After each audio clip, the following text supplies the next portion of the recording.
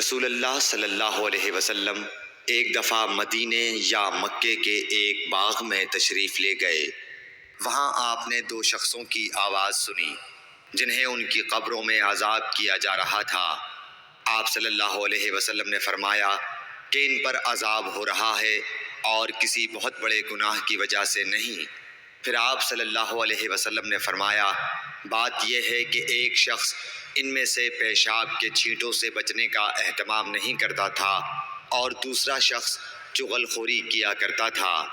پھر آپ صلی اللہ علیہ وسلم نے کھجور کی ایک ڈالی منگوائی اور اس کو توڑ کر دو ٹکڑے کیا اور ان میں سے ایک ایک ٹکڑا ہر ایک کی قبر پر رکھ دیا۔ لوگوں نے آپ صلی اللہ علیہ وسلم سے پوچھا کہ یا رسول اللہ یہ آپ نے کیوں کیا؟ آپ نے فرمایا اس لیے کہ جب تک یہ ڈالیاں خشک نہ ہوں شاید اس وقت تک ان پر عذاب کم ہو جائے۔ صحیح بخاری حدیث نمبر 216۔